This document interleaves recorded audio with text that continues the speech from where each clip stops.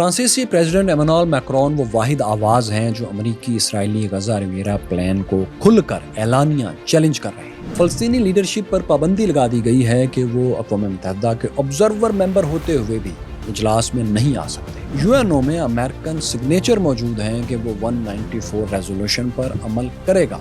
ये रेजोल्यूशन है क्या? 26 साल बाद स्वीडन वो पहला मुल्क था जिसने कहा कि ज़ायनिस्ट बादशाह नंगा है। तब जनरल असेंबली के प्रेसिडेंट ईस्ट जर्मनी से थे, उन्होंने पूरा इजलास ही न्यूयॉर्क से जिनेवा शिफ्ट करवा दिया। मगर कैसे करवा? खुराक के हसूल के लिए कतार में लगे लोगों को कत्ल करके वॉर हीरोज बनने वालों को मौर्रख कभी भूलने नहीं देगा। एलॉन मस्क से लड़ाई के बाद गजा की लाश पर मस्क जोन का नाम तब्दील करके शायद बिग ब्यूटीफुल जोन रख देना चाहिए। वो चाहते हैं कि फ़लस्तीनी वॉलंटियरली पीसफुली बगैर आवाज़ निकाले खुशी खुशी मरने का ऑप्शन कबूल कर लें। 4 फूड सेंटर्स में से सबसे छोटी कतार भी 1.5 किलोमीटर की है। कतारों के दोनों तरफ वायर्स लगाकर लाखों लोगों को रात भर इंतजार करवाया जाता है और दाएं बाएं और सरों के ऊपर फायरिंग की जाती है। फूड डिस्ट्रीब्यूशन नहीं, ये खाना उठाने की एक्सरसाइज है, क्योंकि खाना तकसीम थोड़ी होता है। राइट ऑफ रिटर्न पर अमल का मतलब है कि इसराइल की कुल सेटलर आबादी से ज्यादा फ़लस्तीनी वापस अपने घरों में आकर आबाद हो जाएंगे। मगर ये होगा कैसे हैं दोस्तों? मैं Faisal Waraich. American president Donald Trump ने फ़लस्तीनी लीडर्स के न्यूयॉर्क दाखिले पर पाबंदी लगा दी है। इसकी बुनियादी वजह फ़लस्तीनी अथॉरिटी के सदर महमूद अब्बास और उनके डेलीगेशन को यूएनओ के 80वें इजलास में शिरकत से रोकना है। अब चूंकि अक़वाम मुत्तहिदा का हेडक्वार्टर न्यूयॉर्क में है, इसलिए प्रैक्टिकली तो वो जब चाहें अपनी अथॉरिटी इस्तेमाल करते हुए किसी को भी यूएनओ इजलास में शिरकत से रोक सकते हैं, वीज़ा देने से इनकार कर सकते हैं। मगर क्यूरियस फेलोज 1947 में जब यूनाइटेड नेशंस कायम हो रही थी, तब ऐसी किसी भी पॉलिटिक्स को यूएनओ से बाहर रखने के लिए, दूर रखने के लिए बाकायदा कई एग्रीमेंट्स साइन किए गए थे।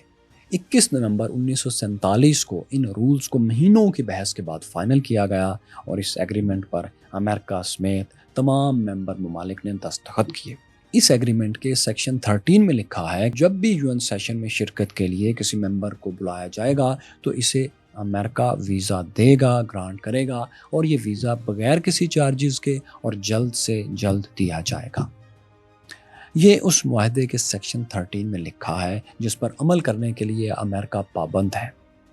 अब चूंकि ये अमेरिकन वर्ल्ड ऑर्डर ही का हिस्सा है यूएनओ और ये सब कुछ, तो बहुत ज़रूरी था कि अमेरिका खुद इस पर अमल करता रहता ताकि इस इदारे की वक़्त और ताकत बाकी रहती। मगर डोनाल्ड ट्रंप अपनी नादानी में और अपनी बिजनेस एम्पायर के सबसे बड़े सपोर्टर्स ज़ायनिस्ट और एवेंजलिस्ट्स को खुश करने के लिए अमेरिकन सॉफ्ट पावर को हर रोज़ ख़त्म करते जा रहे हैं। अब फ़लस्तीन चूँकि अक़वाम मुत्तहिदा का मुस्तकिल ऑब्जर्वर मेंबर है और अपने ही बनाए हुए कानून के मुताबिक अमेरिका किसी आम आदमी का यूएन इन्विटेशन वीज़ा नहीं रोक सकता, कुजा ये कि वो ऑब्जर्वर मेंबर ही को रोक दे। इसका लिटरली मतलब यूएनओ के इदारे को होस्टेज बनाना है। यानी ये एक इंटरनेशनल इदारा होते हुए भी, यूनाइटेड नेशंस एक आलमी इदारा होते हुए भी अमेरिका की लोकल सियासत के मुताबिक ऑपरेट करने पर मजबूर कर दिया गया है। इसके 2 ही नतायज निकलेंगे, जो कि निकल भी रहे हैं। एक ये कि अमेरिकन सॉफ्ट पावर मज़ीद कमज़ोर होती चली जाएगी और सिर्फ बॉम्ब डिप्लोमेसी वापस रह जाएगी, बाकी रह जाएगी, जो कि ज़्यादा देर नहीं चला करती। दूसरा ये कि यूएन जनरल असेंबली के इजलास किसी और मुल्क में होने लगेंगे। इसका तीसरा और एक और मुमकिन नतीजा ये भी निकल सकता है कि अगर अमेरिका इस हद तक मैडनेस की तरफ चला जाता है कि इसराइली दबाव पर इंटरनेशनल क्रिमिनल कोर्ट और इंटरनेशनल कोर्ट ऑफ जस्टिस की तरह यूएनओ पर भी पाबंदियां लगाना शुरू कर देता है और फंडिंग बंद कर देता है, तो यूएनओ की सरपरस्ती फिर कोई और करने लगेगा। इसका इंटरनेशनल हेडक्वार्टर, मुस्तकिल हेडक्वार्टर किसी और इंटरनेशनल कैपिटल में भी शिफ्ट हो सकता है, या फिर कोई और इंटरनेशनल इदारा यूएनओ को ही रिप्लेस कर सकता है। ये बहुत एक्सट्रीम सिचुएशन है, लेकिन चूंकि अमेरिका, इसराइल दोनों इस वक्त मैडनेस के नए लेवल्स को टच कर रहे हैं, इसलिए ये मुमकिन भी है कि वो इस हद तक जाएं। ये बाइदस कयास नहीं है। By the way, Donald Trump ये सभी कुछ कर भी रहे हैं। उन्होंने यूएनओ के वो $5 अरब रोक रखे हैं जो कांग्रेस ने अप्रूव कर दिए थे, जिसकी वजह से अमेरिका ने अपने हिस्से की रेगुलर फंडिंग के $520 मिलियन, $52 करोड़ और यूएन पीस मिशंस के $838 मिलियन, $83 करोड़ $8 लाख भी देने से इनकार कर दिया है। स्वयं मुमकिन है कि ये सूरत हाल किसी वक्त यूएनओ की ओवरऑल अप्रोच को भी तब्दील करके रख दे, जैसा कि हम देख रहे हैं कि चीन मुसलसल यूएनओ के इदारों में अपने लोगों की भर्तियां ज़्यादा करवा रहा है और फंडिंग में भी वो इजाफा करता जा रहा है। डोनाल्ड ट्रंप की मैडनेस इस तरह जारी है कि इसी साल जून में भी इसराइली मुतालबे पर उन्होंने दबाव डालकर एक ऐसा ही इजलास रोक दिया था। वो इजलास सऊदी अरब और फ्रांस लीड कर रहे थे और इसमें यूरोपियन यूनियन के कुछ ममालिक ने फ़लस्तीन को रिकग्नाइज करना था।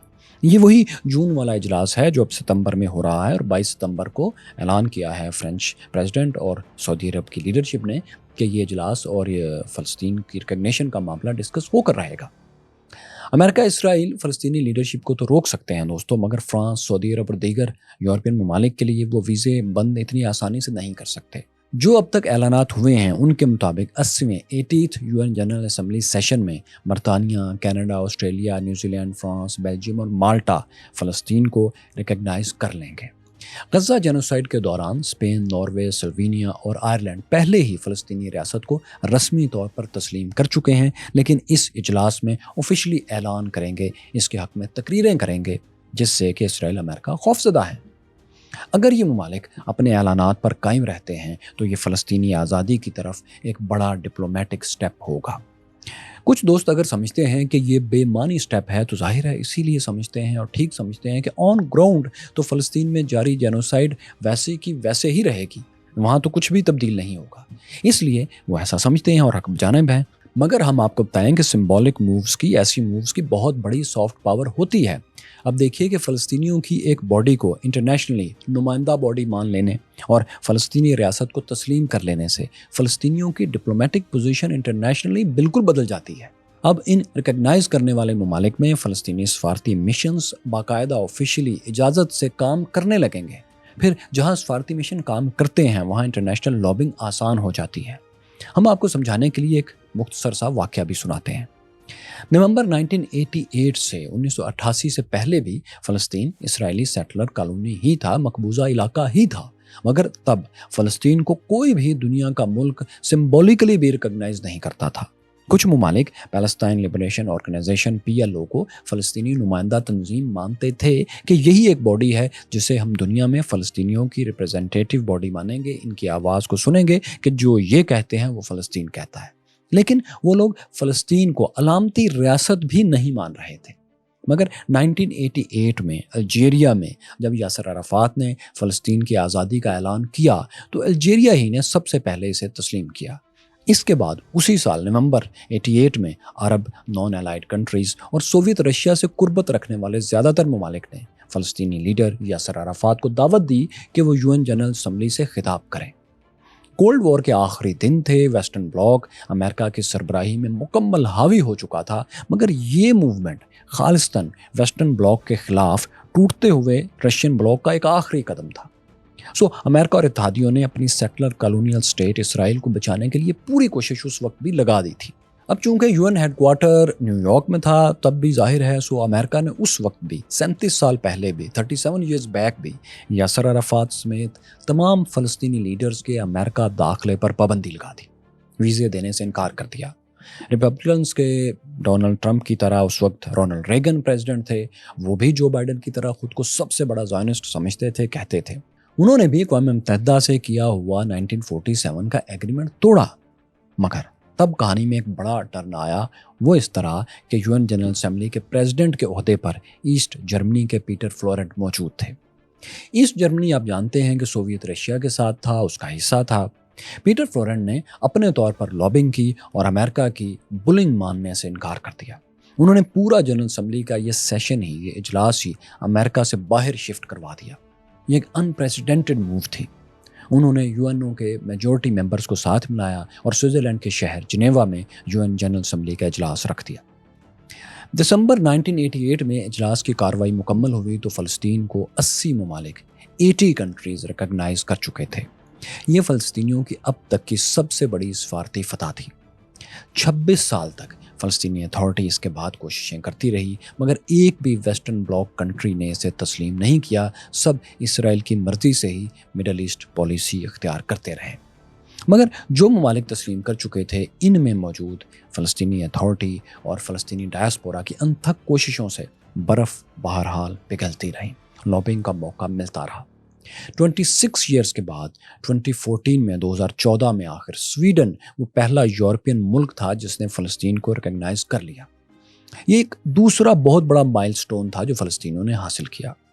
तब से अब तक कुल मिलाकर 147 ममालिक फ़लस्तीन को रिकग्नाइज कर चुके हैं। हालांकि ऑन ग्राउंड फ़लस्तीनी रियासत अभी तक सेटलर कॉलोनियल स्टेट ही है, मकबूजा इलाका ही है।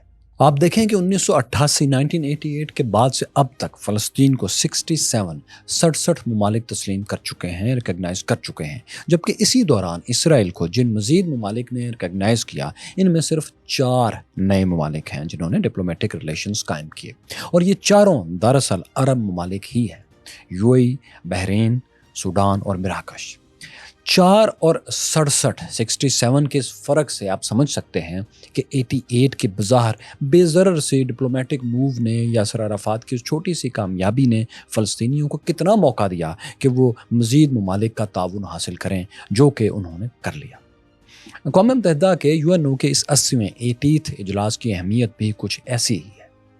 अगर यूरोप के ये 8 ममालिक जिन्होंने ऐलान किया है फ़लस्तीन को रिकग्नाइज़ कर लेते हैं, तस्लीम कर लेते हैं, तो इसराइल की डिप्लोमेटिक पोजीशन उन ममालिक के अंदर बहुत कमज़ोर हो जाएगी। तेज़ी से बदलती दुनिया में ये एक बहुत बड़ी और अहम बात है। इसराइल ज़ाहिर है एक कॉलोनियल सेटलर पावर है, एक प्रोजेक्ट है जिसे एक ना एक दिन, आज या कल, डाइल्यूट होना ही है। जब हम साथियों कहते हैं डाइल्यूट होना है, तो इसका ये मतलब नहीं कि ये ख़त्म हो जाएगा, बल्कि इससे मुराद ये है कि फ़लस्तीन और इसराइल एक इकाई बन जाएंगे जिसमें माजी की तरह मुस्लिम, ज्यूज़, क्रिश्चियंस और तमाम मज़ाहब एक साथ रहेंगे, जैसा कि 1500 साल से रह रहे थे। किसी नेचुरल लॉ, किसी पावर डायनामिक्स और किसी बायोलॉजिकल असूल के मुताबिक इसराइल का ये अपार्थाइड सिस्टम इस करैक्टर के साथ, इस स्टेट क्राफ्ट के साथ लामुतनाही मुद्दत के लिए चल ही नहीं सकता। ऐसा सिस्टम जिसमें कानून साजी के लिए वोट का हक सिर्फ यहूदी शहरी ही को है, जबकि बाकी आधी आबादी को, जो कि इस मुश्तरका इसराइली फ़लस्तीनी आबादी का हिस्सा है, उनको है ही नहीं। और फिर अपनी ज़मीन पर वापसी का हक भी किसी और को नहीं सिवाय एक सेटलर यहूदी के। मतलब अगर कोई भी यहूदी फ़लस्तीन के किसी घर पर कब्ज़ा कर लेता है तो वो जर्मनी से भी वापस आकर मुफ्त में वहाँ रह सकता है, लेकिन अगर कोई मुस्लिम फ़लस्तीनी इसराइल छोड़कर चला गया, उसे निकाल दिया गया, तो वो वापस अपने घर आने का कभी भी हक नहीं रखता। इस करैक्टर के साथ इसराइली स्टेट ज़्यादा देर नहीं चल सकती। इसकी ज़्यादा वजाहत हमने दोस्तों, जो आपके जहन में सवाल आ रहे हैं, उनके जवाबात हमने अपने इस वीलॉग में दिए हैं, और इसीलिए उनको यहाँ दोहराने की ज़रूरत नहीं। आप इस वीडियो के बाद इसे देख सकते हैं। वैसे आपको बताएं, क्यूरियस फेलोज़ के अमेरिका इसराइल की तरफ से अक़वाम मुत्तहिदा के इदारे UNRWA को ख़त्म करने की कोशिश भी इसी वजह से है, और कोई और वजह इसकी नहीं है, क्योंकि UNRWA का इदारा बनाया ही इसलिए गया था कि जो 7.5 लाख फ़लस्तीनी 1948 में इसराइल ने फ्रांसीसियों की मदद से उनकी ज़मीनों से निकाल कर अपने कॉबेट्स और टाउन्स कायम किए थे, उनका मुकम्मल रिकॉर्ड रखा जा सके। UNRWA ये रिकॉर्ड रखता है, और इनकी वापसी का बंदोबस्त भी इसी इदारे UNRWA के ज़िम्मे है, इंटरनेशनल लॉ के मुताबिक। UNRWA ऑब्जर्वेशन भी इसी की है, UNRWA यानी United Nations relief and work agency for Palestinian refugees. इसी इदारे का काम है कि वो डिस्प्लेस्ड फ़लस्तीनियों का रिकॉर्ड बतौर रेफ्यूजी रखे, जो कि वो रख रहे हैं। इसीलिए फ़लस्तीनी दुनिया भर में जहाँ भी डिस्प्लेस होकर गए हैं, वहाँ उन्हें और उनके आज तक बच्चों को भी रेफ्यूजी स्टेटस ही हासिल है। कोई मुल्क अपने यहाँ फ़लस्तीनी रेफ्यूजीज़ की बड़ी तादाद को पासपोर्ट जारी नहीं करता, क्योंकि इन्हें अमेरिकन वर्ल्ड ऑर्डर के इस तयशुदा फार्मूले के मुताबिक एक दिन वापस जाना है। जी हाँ, इस अमेरिकन वर्ल्ड ऑर्डर में तयशुदा फार्मूले के मुताबिक ही UNRWA इसीलिए कायम हुआ था। इसे इंटरनेशनल लीगल लैंग्वेज में राइट टू रिटर्न कहते हैं। अगर किसी को शक है इसमें, तो वो UN जनरल असम्बली दिसंबर 1948 की रेजोल्यूशन 194 का आर्टिकल 11 देख लें, जिसमें UN की दोनों ऑफिशियल लैंग्वेजेस इंग्लिश और फ्रेंच में लिखा है कि ये फैसला किया जाता है कि तमाम फ़लस्तीनी रेफ्यूजीज़ को जो अपने घरों को लौटना चाहते हैं और अपने हमसायों यानी सेटलर ज़ायनिस्ट के साथ अमन व सुकून से रहने के ख्वाहिशमंद हैं, उन्हें जितना जल्द मुमकिन हो सके वापसी की इजाज़त दी जाएगी, और जो लोग वापस नहीं आना चाहते उनकी प्रॉपर्टी के बदले में उन्हें मुआवजा अदा किया जाएगा। मुआवजे के साथ उनके नुकसान और तबाही का अजाला भी बैनुल अक़वामी कानून और इंसाफ के असूलों के मुताबिक किया जाएगा। क्यूरियस फेलोز एक बार फिर इसको देख लें, ये रेजोल्यूशन 194 ख़ास तौर पर फ़लस्तीनी रेफ्यूजीज़ के लिए बनाया गया था, ना कि ये कोई यूनिवर्सल है। क्योंकि उस वक्त भी कुछ लोगों का कॉन्शियस ज़ाहिर है ये मानने के लिए तैयार नहीं था कि इंडिजिनस लोगों को निकाल कर बाहर से लाए हुए सेटलर्स को नेटिव मान लिया जाए, उनको हुक्मरान मान लिया जाए। इस करारदाद का ये भी मतलब है, ये भी इसकी अमली पोजीशन है कि जब भी फ़लस्तीनी रियासत बनेगी तो वो रियासत इस राइट ऑफ रिटर्न का केस बेहतर अंदाज में सफारती तौर पर इंटरनेशनली लड़ सकेगी। लेकिन अगर ये लीगल राइट फ़लस्तीनियों को दिया जाता है, जो कि दिया जाना चाहिए, जो कि एक दिन दिया जाएगा, तो फ़लस्तीनी रेफ्यूजीज़ जो कि लेबनान, उर्दन, इराक और यूएई और चिली वगैरह में भी हैं, लेकिन उनका स्टेटस थोड़ा फ़र्क है, ये वापस आ जाते हैं तो इनकी कुल आबादी इसराइल की कुल यहूदी सेटलर आबादी से ज़्यादा बनती है। 70 लाख से ऊपर हैं ये, और जो रेफ्यूजीज़ हैं वो भी तकरीबन इतने ही बनते हैं। इनकी वापसी का मतलब इसराइल का बतौर Jews state, Zionist state dilute हो जाना है और एक नई सेकुलर हारमोनियस स्टेट का वजूद में आना है। इसी से हमारी मुराद ये होती है कि स्टेट करैक्टर जो इसराइल का है ये डिल्यूट होना लाजिम है, आज नहीं तो कल ये होगा। हम ये नहीं कह रहे हैं कि वो एक मुल्क और वहाँ पैदा होने वाले लोग ख़त्म हो जाएंगे। ये डिल्यूट का मतलब ये है जो भी हमने एक्सप्लेन किया। इसीलिए अमेरिका और इसराइल चाहते हैं कि फ़लस्तीनी रेफ्यूजीज़ जहाँ जहाँ जा चुके हैं वहाँ वहाँ इन्हें नेशनलिटी दे दी जाए, पासपोर्ट दे दिए जाएं और इनका राइट ऑफ रिटर्न रेजोल्यूशन 194 हमेशा के लिए ख़त्म कर दिया जाए।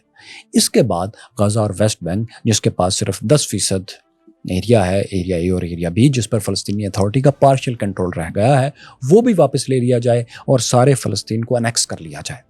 और साथ में गज़ा को रिवियरा बनाकर और वेस्ट बैंक की आबादी को शाम के साउथ में सोमालिया और सोमाली लैंड में फेंक कर हमेशा के लिए इस मसले से जान छुड़ा ली जाए और इसराइल की ज़ायनिस्ट ज्यूश रिलीजियस स्टेट कायम रखी जाए। इसराइली राइट विंग के मुताबिक ये जेनोसाइडल मिशन पूरा करने के लिए जो उनके पास बेहतरीन वक्त है, जो उनको कुदरत ने बेहतरीन वक्त दिया है, वो ये डोनाल्ड ट्रंप के बाकी 3.5 साल की प्रेसिडेंसी है।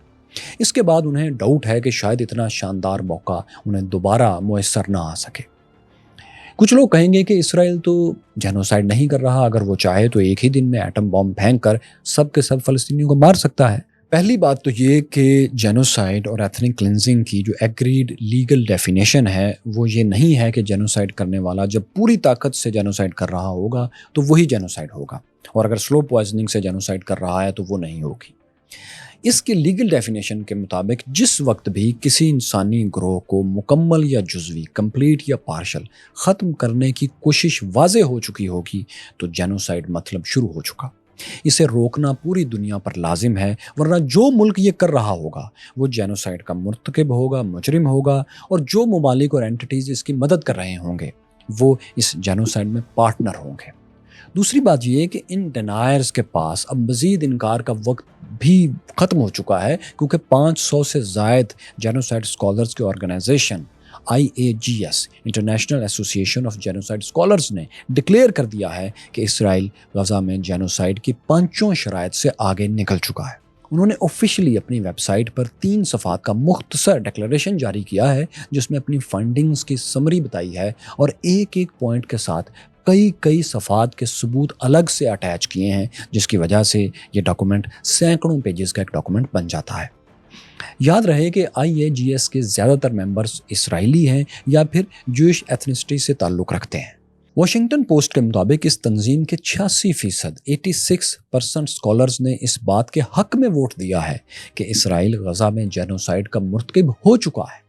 इस ऑर्गेनाइजेशन ने जो डॉक्यूमेंट जारी किया है उसकी ट्रांसलेशन, उसके चंद क्लॉज की ट्रांसलेशन के मुताबिक ऑर्गेनाइजेशन तस्लीम करती है कि 7 अक्टूबर का हमास हमला एक जंगी जुर्म था, मगर इसराइल ने जिस तरह रिस्पॉन्ड किया, जिस तरह जवाब दिया, वो एक सिस्टमेटिक तबाही और इंसानियत के ख़िलाफ़ जुर्म के बराबर इक़दाम था। इसराइली हमले जंगी जुर्म हैं और नस्ल खुशी हैं। इन हमलों में बिला तफरीक सिविलियंस को मारा जा रहा है और सिविलियन इंफ्रास्ट्रक्चर को जानबूझकर गिराया जा रहा है। हस्पतालों, घरों और तिजारती इमारतों जैसे अवामी मंसूबों को निशाना बनाया जा रहा है और अक़वाम मुत्तहिदा के ऑफिशियल रिकॉर्ड से ये साबित हो रहा है कि इस दौरान कम अज़ कम 59,000 बड़े और बच्चे कत्ल किए जा चुके हैं। International association of genocide scholars recognise करती है कि इन जराइम के नतीजे में हज़ारों फ़लस्तीनी मलबे तले दबे हुए हैं, गुमशुदा हैं या फिर मारे जा चुके हैं, और ये नंबर्स 59,000 के फिगर से अलावा है। एसोसिएशन रिकग्नाइज करती है कि इसराइली जराइम के नतीजे में फ़लस्तीनियों के पूरे ख़ानदान और कई नस्लें ख़त्म कर दी गई हैं। जेनोसाइड स्कॉलर्स एसोसिएशन तस्लीम करती है कि Israel schools, universities, libraries, museums और आर्काइव्स समेत हर वो निशानी तबाह कर चुका है जो फ़लस्तीनियों की इज्तमाही निशानी थी, अलामत थी या इनकी बहाली या बेहतरी के लिए बाद में काम कर सकती थी। स्कॉलर्स मानते हैं कि इसराइल 50,000 से ज़्यादा बच्चों को कत्ल या ज़ख्मी कर चुका है। ये एक तनहा जुर्म भी मुकम्मल जेनोसाइड है, क्योंकि किसी ग्रोह के बड़े हिस्से को ख़त्म कर देना, बच्चों को मार देना ही नस्ल कुशी है। 6 ममालिक इस पर इत्तफाक कर चुके हैं कि बच्चों को जानबूझकर निशाना बनाना इस नीयत की निशानी है, इस इंटेंट का प्रूफ है कि हमलावर पूरे ग्रुप को ख़त्म करना चाहता है, क्योंकि बच्चे अगर ख़त्म हो जाएंगे तो वो कौम दोबारा वजूद में नहीं आ सकती। IAGS मानती है कि इसराइली हुकूमत के लीडर्स, वॉर कैबिनेट मिनिस्टर्स और सीनियर फौजी अफसरान वाज़ेह तौर पर फ़लस्तीनियों को ख़त्म करने की इंटेंट, नीयत दिखा चुके हैं। वो तमाम फ़लस्तीनी कम्युनिटी को दुश्मन और जानवर बता चुके हैं। वो कह चुके हैं कि मैक्सिमम डैमेज करेंगे, गज़ा को फ्लैट कर देंगे और गज़ा को जहन्नुम बना देंगे। दोस्तों, ये चंद पॉइंट्स हैं जिनकी मानवी तर्जुमानी हमने की है। असल टेक्स्ट आपके सामने रेफरेंस के तौर पर मौजूद है। इस डॉक्यूमेंट में सबसे अहम पॉइंट जो इन स्कॉलर्स ने पेज 2 पर लिखा है वो ये है कि जेनोसाइड स्कॉलर्स मानते हैं कि इसराइली वज़ीर-ए-आज़म ने अमेरिकी सदर डोनाल्ड ट्रंप के गज़ा खाली करवाने, वहाँ के लोगों को निकालने और कभी वापस ना आने देने के प्लान को अप्लाई करने का ऐलान कर रखा है, जो कि UNO के मुताबिक एथनिक क्लिनजिंग है। डॉक्यूमेंट के इन 17 पैराग्राफ्स में इसराइली जंगी जुर्म गिनवाने और एक एक जुर्म के साथ UN फाइंडिंग्स का रेफरेंस लगाने के बाद स्कॉलर्स एसोसिएशन ऐलान करती है कि गज़ा में इसराइल की पॉलिसीज़ और एक्शंस 1948 के UN जेनोसाइड कन्वेंशन के आर्टिकल 2 की लीगल डेफिनेशन पर पूरा उतर चुकी हैं। इसराइल ने इंसानियत के ख़िलाफ़ जराइम का इर्तिकाब कर दिया है। एसोसिएशन ने मुतालबा किया है कि इसराइल फ़ौरन ये जराइम बंद कर दे, खुराक को वेपन के तौर पर इस्तेमाल करना ख़त्म कर दे और वो ममालिक जो इस सब में इसराइल की मदद कर रहे हैं वो भी पीछे हट जाएं। इसमें इसराइल से मुतालबा किया गया है कि वो इंटरनेशनल क्रिमिनल कोर्ट ने जो नेतन्याहू के ख़िलाफ़ वॉर क्राइम्स के सिलसिले में गिरफ्तारी के वारंट जारी किए हैं उस फैसले को सपोर्ट करे, कोऑपरेट करे और इनको गिरफ्तार करके हेग के हवाले करे। क्यूरोस फेलो ये 3 सफ़ात की चार्जशीट है जो सिर्फ इसराइली हुकूमत, फ़ौज और सेटलर्स के बारे ही में नहीं बल्कि अमेरिकन प्रेसिडेंट और वाइट हाउस के बारे में भी है। यही वजह है कि जेनोसाइडल स्कॉलर्स एसोसिएशन के मेंबर्स को ये रिपोर्ट तैयार करने पर अमेरिका में मुश्किलात का सामना है। इनसे जॉब्स छीन ली गई हैं और बैरून मुल्क रहने वालों पर अमेरिका में दाखिले के लिए पाबंदी लगा दी गई है, क्योंकि ये एक आज़ाद ऑर्गेनाइजेशन है। ये तमाम किसी दफ्तर में जॉब नहीं करते। अमेरिकी हुकूमत चूँकि पहले दिन से इस जेनोसाइड में सबसे ज़्यादा ताउन कर रही है और अमेरिका की लीगल टीम काफ़ी होशियार है, उसको शुरू से कुछ एहसास भी है कि वो कुछ गलत कर रहे हैं जो बाद में उनके लिए मसला बन सकता है, इसीलिए वो गैस लाइटिंग के तौर पर 2 मरतबा गज़ा के कहत ज़दा लोगों को खुराक देने का झांसा दे चुके हैं ताकि इस कोशिश को किसी मुश्किल वक्त में बतौर सबूत पेश कर सकें कि वो जेनोसाइड में शामिल नहीं थे, वो तो खुराक तकसीम कर रहे थे, हालांकि वो इसमें शामिल हैं। पहली दफ़ा ये फेक एफर्ट जो बाइडन ने की थी और उस वक्त की थी जब उन्होंने फ्लोटिंग पियर के ज़रिए इमदाद देने का एक बहाना ड्रामा किया था, लेकिन दरअसल उसके पर्दे में फ़लस्तीनियों की जासूसी की गई और उसी दौरान एक हमले में 1000 के करीब फ़लस्तीनी कत्ल और ज़ख्मी कर दिए गए। फेक इसलिए कह रहा हूँ कि ऑपरेशनल होने के सिर्फ 20 दिन बाद ये फ्रॉड फ्लोटिंग पियर बंद कर दिया गया, लेकिन इस दौरान ज़ायनिस्ट्स और एवेंजलिस्ट्स ने $230 मिलियन 23 करोड़ डॉलर्स को दाएं बाएं कर दिया, जो कि इस नाकाम पियर का बजट था। ये पहली फेक एफर्ट थी। इसके बाद दूसरी इससे भी शाहकार ड्रामेटिक एफर्ट वो प्रोग्राम था जो डोनाल्ड ट्रंप और नेतन्याहू ने डिज़ाइन किया। इसका पहला और आखिरी मकसद गज़ा में मैन मेड फैमिन, कहत पैदा करना और गज़ा की 23 लाख आबादी में से बच रहने वालों को पूरे फ़लस्तीन से निकाल कर, गज़ा से निकाल कर जुनूबी कॉर्नर में धकेलना बंद करना था, ताकि गज़ा की 25 मील इंतहाई छोटी सी पट्टी को खाली करवाने का ट्रंप प्लान मुकम्मल करने का आगाज़ किया जाए। اس ایفرٹ کو انہوں نے so called Gaza humanitarian foundation GHF کا نام دیا۔ یہ آپ دیکھیے کہ واحد انسانی امداد دینے والی ہیومینیٹیرین ورک کی تنظیم ہے جس کو آج سے پہلے کسی گلی میں آوازیں لگا کر چاول بانٹنے کا تجربہ تک نہیں ہے۔ پوری تنظیم 24 گھنٹوں میں اس فیک طریقے سے کھڑی کی گئی کہ اصل سرا کسی کو نہیں مل رہا کہ اس تنظیم کے پیچھے کون ہے۔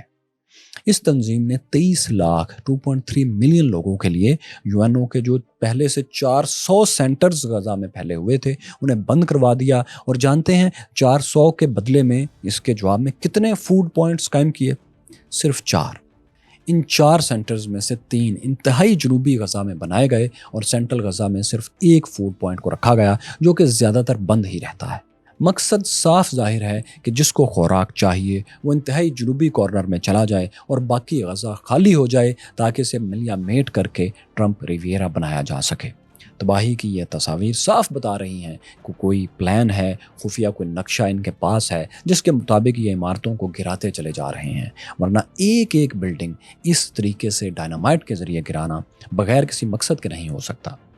مطلب 22 یا 21 لاکھ لوگ اس جنوبی کارنر میں، جنوبی کونے میں بھیجے جا رہے ہیں جہاں 50,000 افراد کی گنجائش تھی، اور 10 لاکھ لوگ پہلے سے وہاں موجود ہیں، اور یہ 10 لاکھ لوگ کھلے آسمان تلے یا شاپنگ بیگز کے خیموں میں جہنم سے بدتر صورتحال میں ہیں۔ GHF کا ملٹی بلین ڈالر پروجیکٹ اس خفیہ انداز سے جاری ہے کہ کوئی نہیں جانتا اس کے بورڈ ممبرز کون ہیں اور کون سا ادارہ یا کون سے ملک اس کو کتنی فنڈنگ کر رہے ہیں۔ یہ ایک ایسی پر اسرار تنظیم ہے کہ جب اس کے اسپوکس پرسن چیمپئن فے سے BBC رپورٹر کرسچن گروو نے بار بار پوچھا کہ آپ کو فنڈ کون کرتا ہے تو اس نے جواب دینے سے صاف انکار کر دیا کہ وہ فنڈنگ کی اپنی سورس نہیں بتا سکتا۔ We also are funded by donor nations who have asked us for political and other reasons to not publicly state who they are. So I and we do not speak for them. So that's where our funding comes from. حالانکہ practice یہ ہے کہ دنیا بھر میں humanitarian funding کرنے والے، انسانوں کو مدد دینے والے ممالک اور ادارے اپنی شناخت لازمی بتاتے ہیں تاکہ ان پر یہ الزام نہ لگ سکے کہ وہ اس بہانے منی لانڈرنگ وغیرہ کر رہے ہیں، اور اس لیے بھی وہ یہ بتاتے ہیں کہ فنڈنگ اوپن رہے اور NGOز والے ان کی رقم کا ذاتی استعمال نہ کرنے لگ جائیں۔ دنیا کی تمام رجسٹرڈ NGOز کا ڈیٹا پبلک ہوتا ہے، اس لیے لوگ انہیں فنڈنگ دیتے ہیں اور یہ فنڈنگ چیک کی جا سکتی ہے۔ یہ جتنی ٹرانسپیرنٹ ہوگی لوگ اتنی ہی اس کو فنڈنگ کرتے ہیں۔ فنڈنگ سورس نہ بتانے کا اس پراسرار تنظیم کا اس کے سوا کوئی مطلب سمجھ نہیں آتا کہ یہ فنڈنگ نہیں لے رہے، انویسٹمنٹ لے رہے ہیں۔ یعنی کچھ زائنسٹ اور امریکی بزنس مین ایسے ہیں جو غزہ خالی کروانے کے لیے اسرائیل کو فنڈنگ دے رہے ہیں، ڈونلڈ ٹرمپ کے حق میں فنڈنگ کر رہے ہیں تاکہ خالی جگہ پر ٹرمپ ریویرا میں اپنے بزنس ایریا کو بک کر سکیں، آج ہی اپنی لوکیشن بک کر لیں۔ GHF اسی منصوبے کا فرنٹ فیس اور پہلا مرحلہ ہے جس کے لیے غزہ کی تمام آبادی کو نارتھ سے ساؤتھ میں دھکیلا جا رہا ہے۔ اب تک اس منصوبے کی اگر کسی ویسٹرن لیڈر نے کھل کر مخالفت کی ہے اوپنلی تو وہ فرانسیسی پریزیڈنٹ ایمانوئل میکرون ہیں۔ وہ اپنے ٹویٹس اور پریس سپیچز میں کھل کر کہہ رہے ہیں کہ ہم کسی بھی ڈسپلیسمنٹ پلان یا غزہ کی ریکنسٹرکشن کے منصوبے کی مخالفت کرتے ہیں اور غزہ کو کسی بھی ٹرسٹی شپ کے کنٹرول میں دینے کی بھی مخالفت کرتے ہیں۔ یہ ٹرسٹی شپ کا لفظ انہوں نے جان کے بولا ہے، جان بوجھ کر ادا کیا ہے اپنے ٹویٹ میں، کیونکہ وہ سمجھتے ہیں کہ امریکہ اور اسرائیل خفیہ طور پر کیا کر رہے ہیں۔ لیکن دوستو، آکوپائیڈ اسرائیلی فورسز اگست کے آخر میں اس منصوبے پر اپنے طور پر عمل کے لیے غزہ سٹی سے 10 لاکھ لوگوں کو شہر خالی کرنے کا آرڈر دے چکے ہیں اور اس کے ساتھ ہی بمباری بھی شروع کر چکے ہیں۔ لوگ گھروں سے، غزہ کے لوگ گھروں سے جو بھی پھر ہاتھ آیا وہ لے کر جنوب کی طرف بھاگ رہے ہیں، اور اسرائیل روزانہ فخریہ طور پر ان کے ریزیڈنشل ٹاورز اور انفراسٹرکچر کو بنکر بسٹر بموں سے تباہ کر کے ویڈیوز سوشل میڈیا پر پوسٹ کر رہا ہے۔ آپ اب تک یقیناً جان چکے ہوں گے کہ سابق British prime minister Tony Blair اور ڈونلڈ ٹرمپ کے داماد جیرارڈ کشنر اس ایتھنک کلینزنگ جینوسائیڈل منصوبے کی باریکیوں پر پراسرار خاموشی سے تہ در تہ اداروں میں چھپ کر کام کر رہے ہیں۔ فائنینشیل ٹائمز اور گارڈین سمیت کتنے ہی اداروں میں یہ ڈیٹیلز چھپ چکی ہیں، وہ اسے بے نقاب کر رہے ہیں۔ یہ وہی ٹونی بلیئر ہیں، پرائم منسٹر، جنہوں نے عراق میں ویپنز آف میس ڈسٹرکشن کے بہانے 10 لاکھ عراقیوں کو امریکہ کے ساتھ مل کر قتل کر دیا تھا۔ اب یہی ٹونی بلیئر 22 سال بعد غزہ کو فلسطینیوں سے خالی کروا کے، آبادیوں کو مسمار کر کے، زمین ہموار کر کے ڈونلڈ ٹرمپ کا ریویرا اور ایلون مسک کا ایک کنسٹرکشن زون بنانا چاہتے ہیں۔ اب چونکہ ڈونلڈ ٹرمپ اور ایلون مسک میں چپکلش ہو چکی ہے، اور اگر یہ چپکلش چلتی ہے تو شاید ایلون مسک زون کا نام تبدیل کر کے بگ بیوٹیفل زون رکھ دیا جائے۔ تو خیر دوستو، یہ so called Gaza humanitarian foundation GHF اسی نسل کشی کے منصوبے کا پہلا مرحلہ ہے۔ اس میں دکھاوے کے لیے کچھ امدادی پیکٹس روزانہ فلسطینیوں کے سامنے گیٹ کے پار پھینک دیے جاتے ہیں۔ جی ہاں، باقاعدہ پھینک دیے جاتے ہیں۔ وہ ایسے کہ جن صرف 4 سائٹس کے 4 گیٹس کے پار سورج نکلنے سے پہلے امدادی پیکٹس رکھے جاتے ہیں۔ وہاں اسے معروف معنوں میں ایک ایک شخص کو بلا کر تقسیم نہیں کیا جاتا، بلکہ گیٹ کے دوسری طرف جانوروں کے چارے کی طرح امدادی پیکٹس کے ڈھیر رکھ دیے جاتے ہیں۔ جو چند پروپیگنڈا ویڈیوز اب تک آپ نے شاید دیکھی ہوں جو اسرائیل نے جاری کی ہیں، وہ صرف نمائشی ایونٹس تھے، اور روزانہ کی پریکٹس یہی ڈھیر لگانا ہے جس کا ہم ذکر کر رہے ہیں۔ یہاں تک پہنچنے کے لیے بھی، اس ڈھیر تک پہنچنے کے لیے بھی فلسطینیوں کو تنگ بارب وائر سے بنے ہوئے راستوں میں کئی کلومیٹر طویل قطاروں میں کھڑا ہونا پڑتا ہے، رینگ کر آگے آنا پڑتا ہے، جبکہ اس دوران دونوں اطراف میں گولیاں بھی برس رہی ہوتی ہیں۔ جیسے ہی کسی وقت گیٹس کھلتے ہیں، ان بارب وائرز میں بند فلسطینیوں کو ان امدادی پیکٹس پر جھپٹ پڑنا ہوتا ہے۔ آپ اندازہ اچھی طرح کر سکتے ہیں کہ کیا کس قسم کی دھکم پیل اور ایک دوسرے کے اوپر سے اچھل پھاند ہو سکتی ہے۔ دنوں سے بھوکے پیاسے لوگ کھانا ملنے پر، پیکٹس ملنے پر ٹوٹ نہیں پڑیں گے تو اور کیا کریں گے؟ پھر ان پیکٹس کو اٹھا کر لے جانا بھی بہت مشکل ہوتا ہے، کیونکہ ان کا سائز اور ان کا سٹرکچر ایسا ہے۔ اس لیے غزہ کے لوگ اس ڈبے سے کھانا نکالتے ہیں، آٹا اور تیل کے پیکٹس نکال کر اپنے کندھوں پر رکھ لیتے ہیں، کیونکہ اس طرح پھر ان کے لیے چلنا آسان ہو جاتا ہے۔ اس دوران جو گندم یا چاول یا کھانے کی دوسری اجناس گر جاتی ہیں، انہیں پیچھے رہ جانے والے اور کمزور بچے، کمزور نوجوان مٹی سے الگ کر کے اٹھانے لگتے ہیں۔ جن کو کچھ نہیں ملتا وہ کسی دوسرے سے جھپٹنے کی بھی کوشش کرتے ہیں۔ جب یہ لوگ اس طرح جانوروں کے سے انداز میں کھانا لینے اور واپس جانے پر مجبور کیے جا رہے ہوتے ہیں، دھکم پیل ہو رہی ہوتی ہے، تو اسرائیلی فورسز AI سسٹمز کے ذریعے انہی میں سے نوجوانوں کو تلاش کر کے ٹارگٹ کلنگ کا شوق بھی پورا کر رہے ہوتے ہیں۔ اس جرم کی تصاویر وہ اپنے سوشل میڈیا اکاؤنٹس پر فخریہ شیئر بھی کرتے ہیں۔ غیر مسلح کھانا تلاش کرتے بھوکے لوگوں کو نشانے پر رکھنا زائنسٹ لیول کی بہادری ہی ہو سکتی ہے۔ یہ تصویر ان ہزاروں تصویروں میں سے ایک ہے جسے ہم دکھا سکتے ہیں، ورنہ مکمل ویڈیوز ٹویٹر یعنی ایکس پر موجود ہیں، آپ جا کر دیکھ سکتے ہیں۔ By the way, in packets میں پانی شامل نہیں ہوتا۔ اس کے لیے پانی کے لیے فلسطینیوں کو ایک اور جہنم سے گزرنا پڑتا ہے، جس میں سمندری پانی کو کپڑوں سے چھاننا، اس کو جمع کرنا اور پھر اس کو ساتھ ساتھ لے کر پھرنا ایک الگ جدوجہد ہے۔ پھر گیٹس کے پار رکھے ہوئے یہ کھانے کے پیکٹس اٹھانے کے لیے بھی لوگوں کو کب آنا ہوگا، اس کے لیے بھی GHF نے ایک پراسرار، ایک ہراس کر دینے والا، ٹیررائز کر دینے والا بندوبست کر رکھا ہے۔ آپ 4 فوڈ پوائنٹس میں سے پہلا وادی غزہ کا پوائنٹ ہی دیکھ لیجئے۔ یہ ایسی جگہ ہے جہاں قحط ہے، فیمن ہے، تمام ہسپتال تباہ کیے جا چکے ہیں، انستھیزیا کے بغیر کھنڈر نما ہسپتالوں میں آپریشنز ہو رہے ہیں۔ وہاں آدھی رات کو فیس بک پر اناؤنس کیا جاتا ہے کہ صبح کس وقت کھانے پر جھپٹنے والا یہ گیٹ کھلے گا اور کب بند ہوگا۔ فائنینشل ٹائمز نے ایک تفصیلی رپورٹ میں 3 رنگوں سے تمام پوائنٹس کی ٹائمنگ شیئر کی ہے۔ گرے کلر کا سرمئی رنگ کا دائرہ وہ وقت ہے جب فیس بک پر پوسٹ اسرائیلی فوجی پبلک کرتے ہیں۔ یلو پیلا رنگ بتاتا ہے کہ کس وقت گیٹ کھلے گا، اور سرخ رنگ کا دائرہ بتاتا ہے کہ کب گیٹ بند ہوگا۔ 1 مہینے کی ریسرچ میں یہ نوٹ کیا گیا کہ 90% یہ ہوا کہ گیٹس کھولنے کا جو وقت بتایا گیا اس سے پہلے ہی ایک اور پوسٹ کر کے بتا دیا گیا کہ گیٹ بند کر دیے گئے ہیں، گیٹ نہیں کھلیں گے۔ یا پھر یہ ہوا کہ آدھی رات 3 بجے کے قریب گیٹ کھولنے کا میسج کر کے چند منٹ بعد گیٹ بند کرنے کا میسج بھی دے دیا گیا۔ اب آپ یہ بھی ذہن میں رکھیں کہ غزہ میں فیس بک دیکھنے کے لیے ضروری ہے کہ بجلی موجود ہو، اسمارٹ فون آپ کے پاس ہو، فون چارج ہو، لوگ جاگ بھی رہے ہوں اور انٹرنیٹ سگنلز بھی آ رہے ہوں۔ یہ سب چیزیں ایک ہی وقت میں ملنا ہر بار ممکن ہی نہیں وہاں پر۔ پھر اگر کسی نے یہ فیس بک پوسٹ دیکھ بھی لی ہے تو اس پر معاملہ ختم نہیں ہو جاتا، بلکہ اب اسے 38 منٹس کی پیدل واک کر کے گیٹ سے 1.5 کلومیٹر دور اس جگہ پہنچنا ہے جہاں سے بارب وائر کے درمیان لگی 2 میٹر چوڑی تنگ سی قطار شروع ہوتی ہے۔ یہ سفر فلسطینیوں کو رات ہی میں طے کرنا ہوتا ہے اور انہی زگ زیگ راستوں پر طے کرنا ہوتا ہے جو اسرائیلی فورسز نے فیس بک پوسٹ میں بتائے ہوتے ہیں۔ اگر کوئی ان راستوں سے دائیں بائیں ہوگا تو دہشت گرد کہہ کر مار دیا جائے گا۔ مگر مسئلہ یہ ہے کہ زائنسٹس تو پوسٹ میں راستے بتا دیتے ہیں، مگر زمین پر تو راستوں کے نشان وہ خود مٹا چکے ہیں۔ گھر، بلڈنگ، سڑک، عمارتیں، وہ جو کسی راستے کی نشانیاں ہو سکتی ہیں، وہ تو سب زمین بوس ہو چکے، راستے مٹ چکے۔ اس لیے وہ یہ کرتے ہیں غزہ کے لوگ کہ اندھیرے میں اندازے سے چلتے ہیں اور آخر کار دونوں طرف لگی بارب وائر کے 2 میٹر چوڑائی والے تنگ راستے تک پہنچ جاتے ہیں۔ اسرائیلی آکوپائڈ فورسز بارب وائر کے دونوں طرف مسلسل فائرنگ کر رہی ہوتی ہیں۔ وہ اپنی زبان میں اسے فلسطینیوں کو ڈسپلن کرنا کہتے ہیں، اور ایرونیکلی یہ ٹھیک وہی لفظ ہے جو نازی ان کے بارے میں استعمال کرتے تھے کہ ہم انہیں ڈسپلن کرنے کے لیے کیمپس میں لے جاتے ہیں۔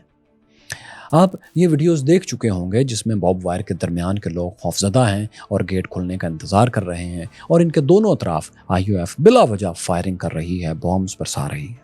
یہ پورا منصوبہ، یہ طریقہ کار اسرائیل امریکہ کا سوچا سمجھا منصوبہ ہے تاکہ فلسطینیوں کو، جو کہ اس زمین کے 4000 سال سے وارث ہیں، انڈیجنس لوگ ہیں، ان کی موجودگی کا DNA ثبوت موجود ہے، ان انڈیجنس لوگوں کو ڈی ہیومنائز کرنے کے لیے یہ سارا طریقہ کار رکھا گیا ہے۔ یہ طریقہ ماضی میں تمام ویسٹرن کالونیل پاورز کا آزمودہ نسخہ تھا کہ جس علاقے کو کالونی بناؤ، وہاں کے لوگوں کو اتنا ڈی ہیومنائز کرو کہ انہیں جھکانے کے لیے ان کے بچوں کے ہاتھ کاٹنے پڑتے ہیں تو کاٹ دو، اور یہ کاٹے گئے تاکہ ان کے والدین کالونیل ماسٹرز کے سامنے جھک جائیں۔ اگر کسی نے اپنے بچے کے ہاتھ پاؤں بچانے ہیں تو وہ پھر اپنے کالونیل ماسٹر سے تعاون کرے، یہ ان کی منشا ہوتی تھی۔ جس طرح آج اسرائیلی فورسز فلسطینی بچوں کے ماتھوں پر گولیاں مارتے ہیں اور ان کے والدین کو کہتے ہیں کہ وہ آزادی کی جنگ سے باہر آ جائیں، اپنے بچوں کو ڈسپلن کریں۔ ویسٹرن یورپ کا ملک بیلجیم جب افریقی ملک کانگو کو کالونی بنائے ہوئے تھا تو افریقی خاندانوں کو پکڑ کر وہ یورپ لے آیا کرتا تھا اور ایک سفاری زو بنا کر انہیں وہاں رکھ دیتا تھا۔ ان خاندانوں پر ٹکٹ لگتی تھی اور ان کی ڈی ہیومنائزیشن کا یہ ایک طریقہ تھا، اسی لیے ان پر قبضہ تاکہ جائز ہو جائے سب کی نظر میں۔ یہ جو آپ تصویر دیکھ رہے ہیں اسی وقت کی ہے۔ اسرائیل قائم کرنے والے وائٹ یورپین سیٹلر زائونسٹ بھی اسی یورپین کالونیل پاسٹ کی آخری لیگسی ہیں۔ وہ بھی فلسطینیوں کی ڈی ہیومنائزیشن کے لیے اسی ٹیکسٹ بک کا سہارا لے رہے ہیں۔ ویسے مختصراً آپ کو بتائیں کہ یہ تو ابھی جو ہم نے چند منٹ پہلے بتایا یہ وادی غزہ تھی، جہاں 38 منٹ کی پیدل واک کے بعد 1 کلومیٹر کے طویل تنگ بارب وائر کے درمیان والے راستے پر چل کر پھر کھانے پر جھپٹنا ہوتا تھا۔ مگر باقی 3 سائٹس پر صورتحال اس سے مختلف نہیں ہے۔ بائی دا وے، یہ سینٹرل غزہ کا پوائنٹ اب بند کر کے بمباری شروع کی جا چکی ہے۔ تو جو باقی 3 پوائنٹس ہیں جو اس سے مختلف نہیں ہیں، ان میں جو نمبر 2 سائٹ ہے، دوسری سائٹ تل السلطان ہے۔ وہاں تک پہنچنے کے لیے لاکھوں بھوکے قحط کے مارے لوگوں کو 5 کلومیٹر کی طویل قطار میں آدھی رات سے کھڑا ہونا پڑتا ہے۔ تیسری جو سعودی سائٹ ہے، وہاں پر 40 منٹ پیدل چلنے کے بعد 2 کلومیٹر کا بارب وائر کے درمیان والا راستہ ہے، اور وہاں بھی گھنٹوں انتظار روزانہ کرنا پڑتا ہے۔ جبکہ چوتھی سائٹ خان یونس پر یہی قطار 9 کلومیٹر کی لگتی ہے، 9 کلومیٹر۔ وہ ایسے کہ 4.3 کلومیٹر پہلی قطار، اور اس کے بعد جن لوگوں کو گیٹ تک جانے کی اجازت ملتی ہے ان کے لیے اگلے 4.5 کلومیٹر کی ایک نئی قطار۔ آپ سوچیں کہ 20 لاکھ لوگوں کے لیے صرف 4 سائٹس تھیں اور اب 3 رہ گئی ہیں، اور 2 میٹر سے بھی تنگ چھوٹا سا کوریڈور، دونوں طرف بارب وائر کی دیوار، درمیان میں بھوکے پیاسے بیمار لوگ، اور دونوں سائٹس پر اسرائیلی گولیوں کی مسلسل بچھاڑ۔ یہ وہ حقیقت ہے جس کی اگر ویڈیوز موجود نہ ہوں، اویلیبل نہ ہوں، تو دنیا ماننے سے انکار کر دے کہ آج کے دور میں کیا کوئی ایسا کر بھی سکتا ہے۔ مگر حقیقت آپ کے سامنے ہے کہ ایسا فخریہ کیا جا رہا ہے۔ امریکی صدر ڈونلڈ ٹرمپ کے بقول یہ سب کچھ ایک وار ہیرو کر رہا ہے۔ ویسے وہ خود کو بھی وار ہیرو ہی سمجھتے ہیں اور کہتے ہیں اس جنگ کا وار ہیرو جس میں مد مقابل قطار میں لگے بھوکے لوگ کھانا اٹھانے کے لیے گیٹ کھلنے کا انتظار کر رہے ہیں۔ ایسی بہادری، ایسی دلیری آنے والی دنیا کو کوئی مورخ بھولنے نہیں دے گا۔ یہ بہت اچھی طرح ڈاکومنٹ ہو رہی ہے۔ دنیا کے کانفلکٹس دوستو ہمیں آج یہ بتا رہے ہیں کہ صرف طاقتور، انتہائی طاقتور یا انتہائی طاقتور کا ساتھی ہی محفوظ رہے گا، باقی سب بدلتی دنیا کا ایندھن بن جائیں گے۔ اس منہدم ہوتے ہوئے ورلڈ آرڈر کو قائم کرنے میں سیکنڈ ورلڈ وار کا بہت بڑا ہاتھ تھا۔ سیکنڈ ورلڈ وار کی مکمل کہانی آپ یہاں دیکھ سکتے ہیں۔ یہاں دیکھیے فرسٹ ورلڈ وار کی کہانی، اور یہاں جانیے مسلم اسپین کیسے قائم ہوا اور پھر کیوں ختم ہو گیا۔